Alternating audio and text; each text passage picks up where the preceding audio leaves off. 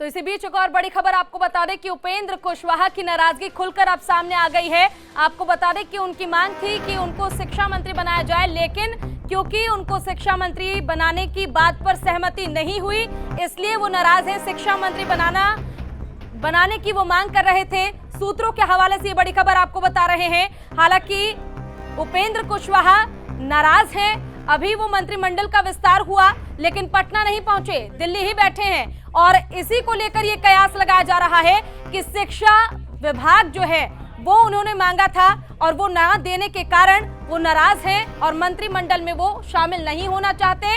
उन्होंने साफ तौर पर दो टुक में कह दिया है, दो शब्द में कह दिया है कि मंत्रिमंडल में हमें जगह नहीं चाहिए, हम संगठन की और जनता की सेवा करना चाहते हैं, संगठन में रहकर ही जनता की सेवा कर लेंगे। यानी कि मंत्री पद की उन्हें कोई लोभ, कोई लालच नहीं है, वो संगठन में रह के बिहार की जनता की सेवा करना चाहते हैं। हालांकि आपको बड़ी जानकारी ये दे दें कि अब उपेंद्र कुशवाहा की नाराजगी, आखिर सीएम नीतीश कुमार के कैबिनेट पर इसका क्या प्रभाव पड़ेगा?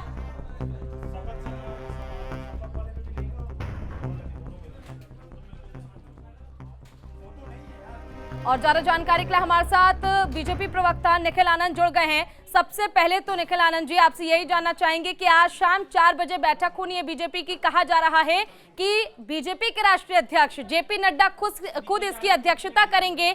आज की इस बैठक को लेकर क्या कहना चाहेंगे आप? कितनी खास है आज की बैठक?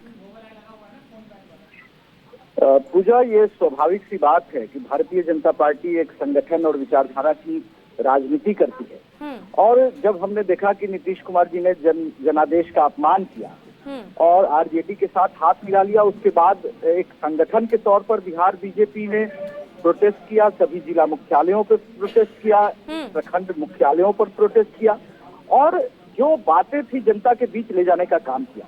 लेकिन चूंकि भारतीय जनता पार्टी एक राष्ट्रीय पार्टी है तो निश्चित तौर पर संगठन अब आगे की रणनीति तय करेगी और हम वैचारिक तौर पर उन बातों को लेकर के अभी भी स्पष्ट है कि किन मुद्दों पर राजनीति करनी है, आगे किस तरीके से हम आगे बढ़ेंगे बिहार में। और एक बात स्पष्ट है कि बिहार की जनता आने वाले चुनाव में नीतीश कुमार जी को स्पष्ट सबक सिखाएगी और वो जो 24 का जो मंसूबा उन्होंने पाल रखा है, देखिए नीतीश कुमार ने जिन लोगों के बूते अपना वजूद बनाया, आज देखिए एक बात और मैं जोर दूं कि कभी लालू यादव ने कहा था कि मुलायम सिंह यादव प्रधानमंत्री बने तो मैं जहर खाकर जान दे दूंगा, और वही आज लालू जी अपने बेटे से उनके नीतीश कुमार जी के चरणों में पगड़ी रखवाकर नीतीश जी को झूठा वादा कर रहे हैं कि हम प्रधानमंत्री बनाएंगे।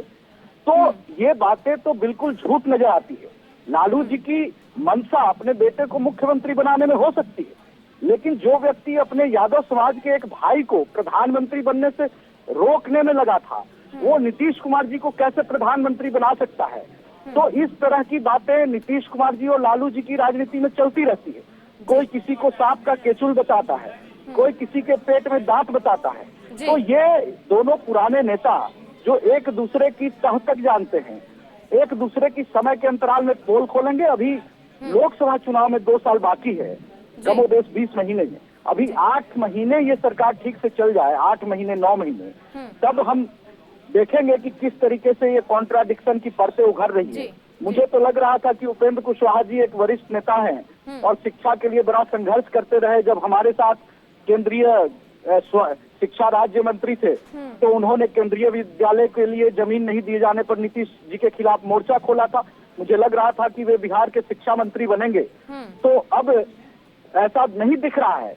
और जो शिक्षा क्रमशः तरीके से नीतीश कुमार जी ने इस विभाग को अपने साथ रखकर चौपट करने का काम किया, अब तो आरजेडी के ताले में शिक्षा मंत्रालय जा रहा है, तो बिहार की शिक्षा का बेड़ा गर्क होना क्या अब बीजेपी कोशिश करेगी उपेंद्र कुशवाहा को अप्रोच करने की? नहीं, हम क्यों करेंगे, हम तो सभी मोह माया से अब परे अब उठ चुके हैं। अब तो बिहार के एक एक भारतीय जनता पार्टी के कार्यकर्ता से अगर पूछे तो कोई नहीं चाहता है कि नीतीश कुमार जी के साथ अब कोई फिर सपने में भी नीतीश कुमार जी का सपना भी कोई देख ले तो डर जाएगा। इस तरह का एक भय नीतीश कुमार जी के नाम से बिहार की जनता को हो चुका है, जिन्होंने बिहार को फिर से बैक टू स्क्वायर वन ला दिया है। जहां से हमने सफर शुरू किया था, आज फिर से वहीं जीरो ग्राउंड पे हम खड़े हैं। और बिल्कुल वहाँ पे निखिल हम जी, क्या भारतीय जनता आपको पार्टी नहीं एक बार लगता फिर से ये सफल- गठबंधन टूट जाने के बाद जो 200 वाला नारा था बीजेपी के राष्ट्रीय अध्यक्ष जेपी नड्डा का, वो वहां तक पहुंच पाना थोड़ा मुश्किल हो जाएगा बिहार में खास तौर पर, क्योंकि महागठबंधन काफी ज्यादा मजबूत है। चाहे हम सीटों के आंकड़े की बात कर ले, समीकरण की बात कर ले, चाहे जातिगत समीकरण की बात कर ले, महागठबंधन ज्यादा मजबूत नजर आती है। देखिए, हाँ। जिन सामाजिक समीकरणों को दो नेता आपस में, हाँ। दो अपॉर्चुनिस्टिक लीडर आपस में अपने स्वार्थ के लिए, एक परिवार को बचाने के लिए, एक निजी दुकान को बचाने के लिए अगर मिल जाए और सभी कार्यकर्ताओं से उम्मीद जाहिर करे, अपने समाज के लोगों से जाहिर करे कि मिल जाएगा, तो ऐसा नहीं है।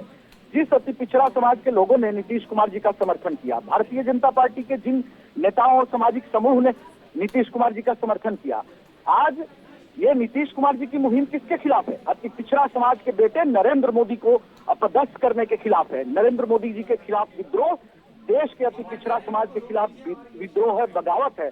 और देश का अति ठीक है पिछड़ा निखिल जी, समाज, ठीक है, इंतजार करते हैं बीजेपी की जो बैठक होगी, आखिर उस बैठक में आखिर क्या कुछ वो ऐसे मुद्दे होंगे जिस पर मंथन किया जाएगा और साथ ही क्या वो रणनीति तैयार बीजेपी की ओर से की जाएगी।